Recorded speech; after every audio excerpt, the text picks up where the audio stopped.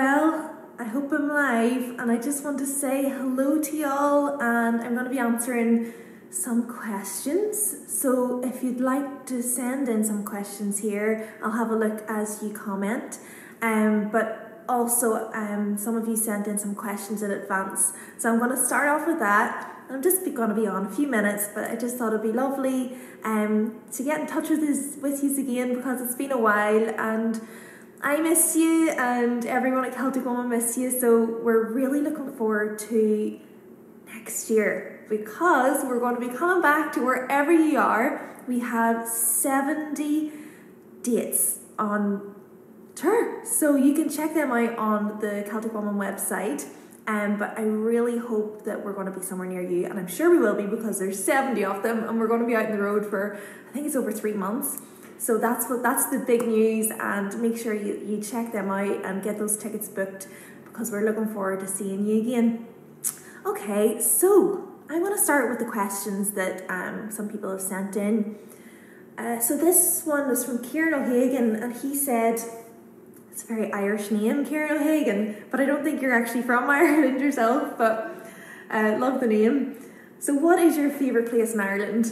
So this is a difficult question for me, because I love pretty much everywhere, and that's one of the things I find hardest in this lockdown, because normally I'd be travelling about all over the country just because I love it. I love the coast, I love the little towns, I love hiking, so I really miss that. But if I had to say a favourite, or a couple of favourites, I would say Donegal. I absolutely love Donegal. I love Downings, because it's a wee small like seaside town where some of my family's from.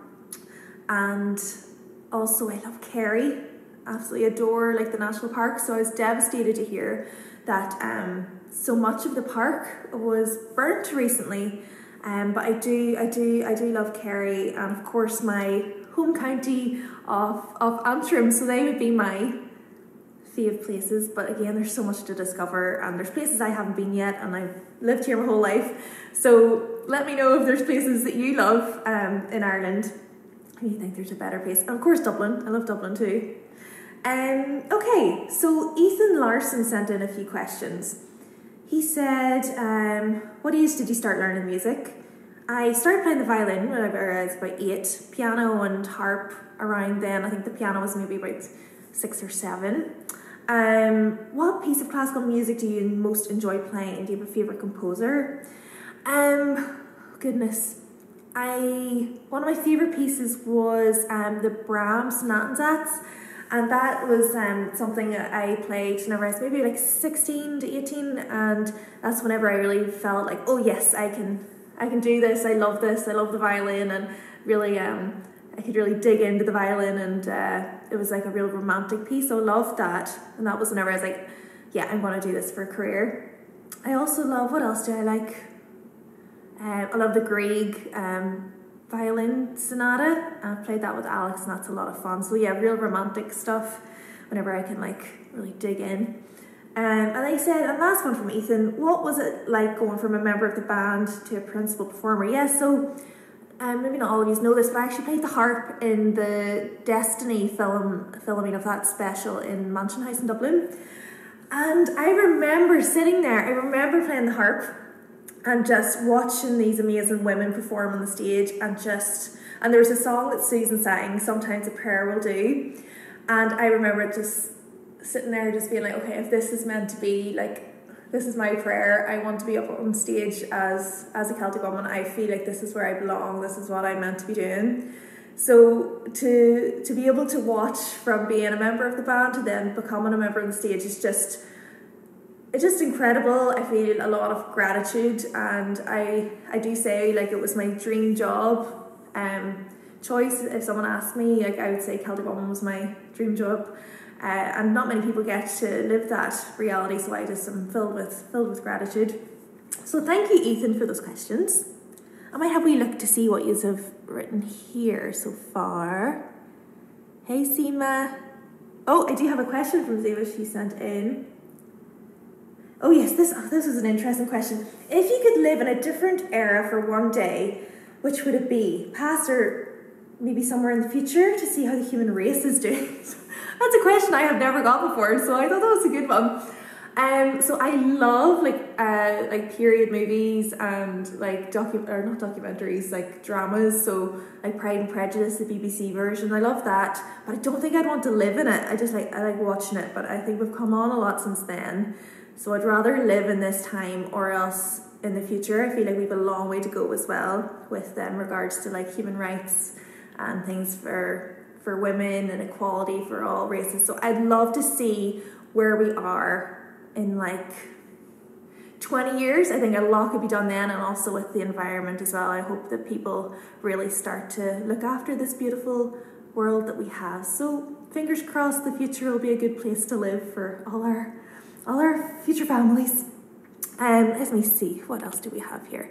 Hello to Singapore, hello to Philadelphia, New Hampshire. Thanks very much everyone for tuning in. Philippines, oh my goodness, I'd love to go to the Philippines.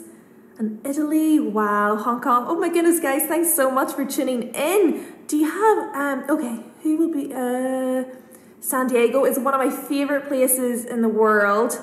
Europe, I hope we're going to be coming back to Europe soon, but first of all we have just our US tour dates, but also if you've been checking the website, we have moved our Kerry dates in Ireland to August of next year. So if you're anywhere in Europe, why don't you come over to Ireland?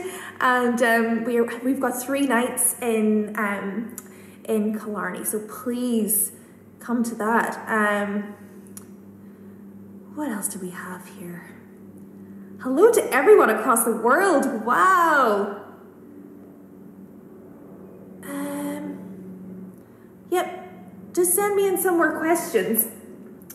Then what else do we have here? Oh, Stacey Koopman. Which of your Celtic Woman outfits so far has been your favourite?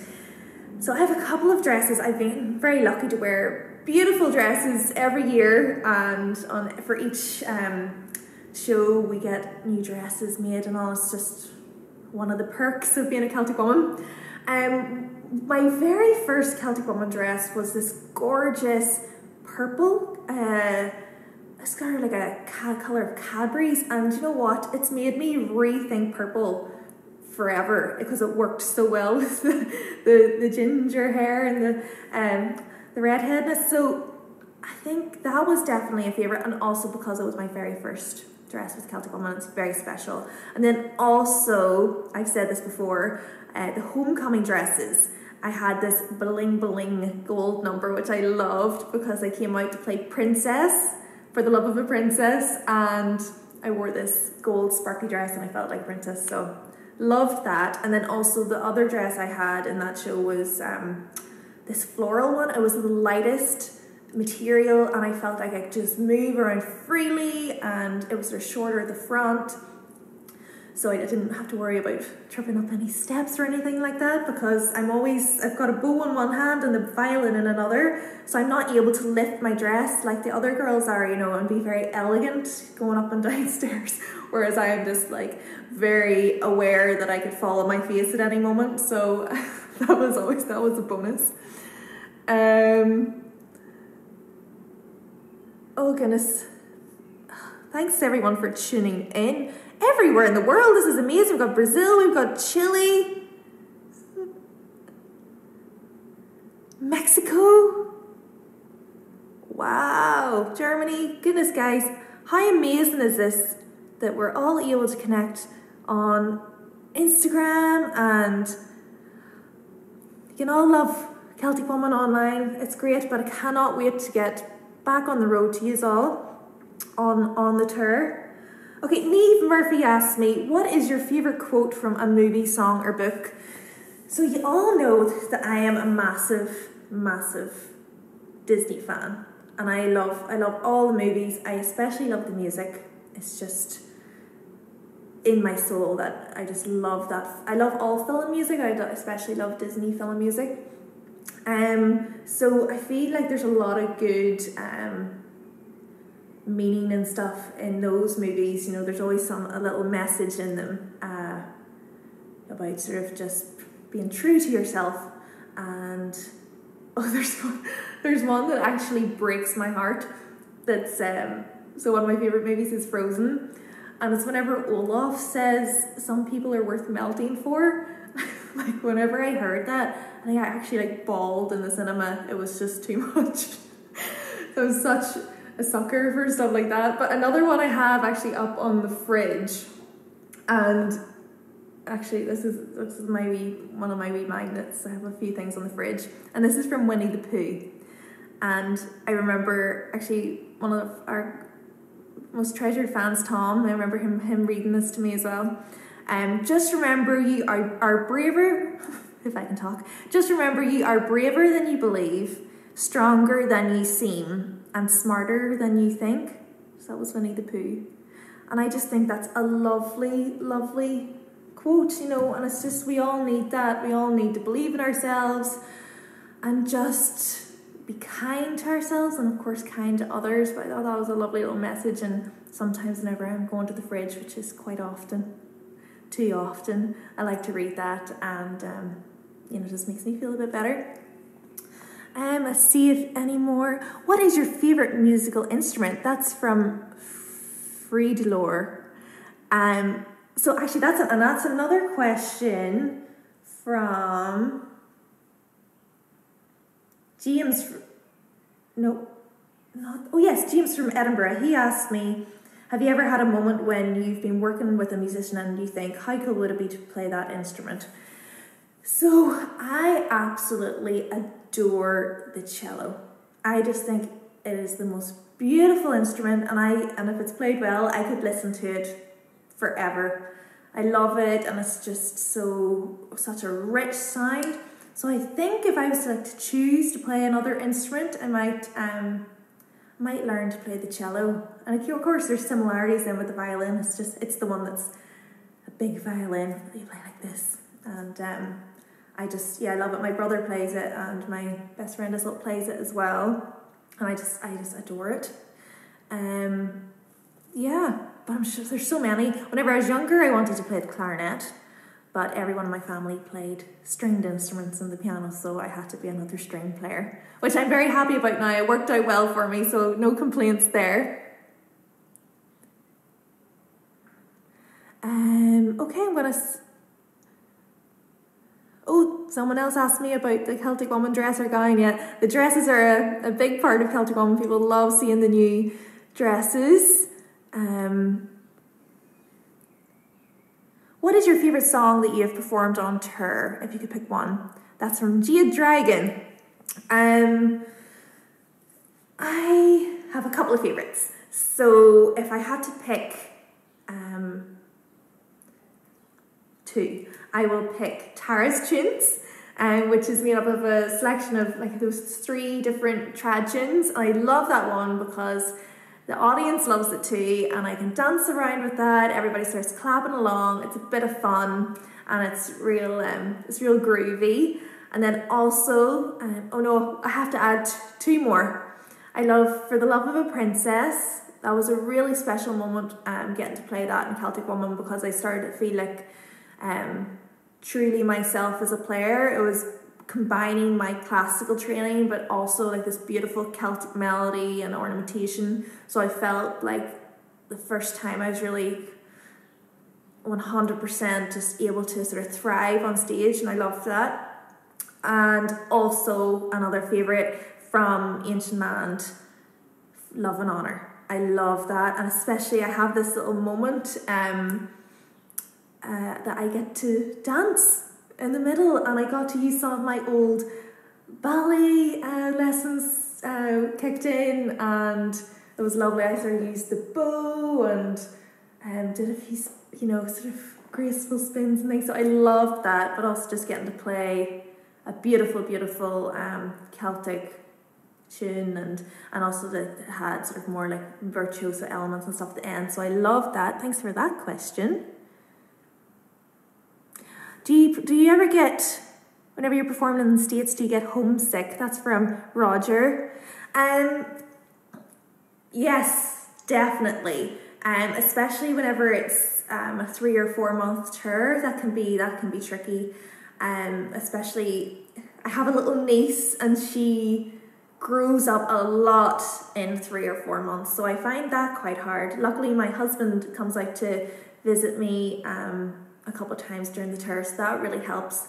But also just, I'm such a big fan of Ireland, so I miss the sea and just that fresh Irish air. But I do, wherever I am in the States, I try and get close to the water and close to, you know, beautiful parks and things. So, but I feel, as homesick as I get, I feel incredibly lucky to be able to travel the world and to see places, to be in a different city every day almost.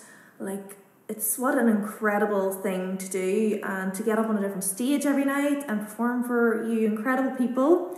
So yes, I get homesick, but it's definitely what I want to be doing. Hello, Poland. Ooh, if I could perform with a musical legend that's long past, who would it be? Do you know what? I absolutely adore Eva Cassidy. What is this? Ooh. And also, I suppose there's this amazing cellist, talking about cellos, Jacqueline du Pré. If I could perform with her, that would be great.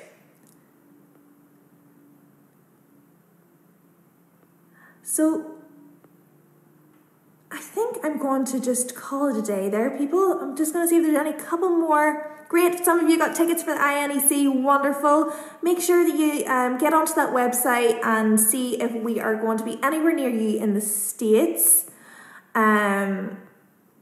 We'd love to see you there. All the dates are up now.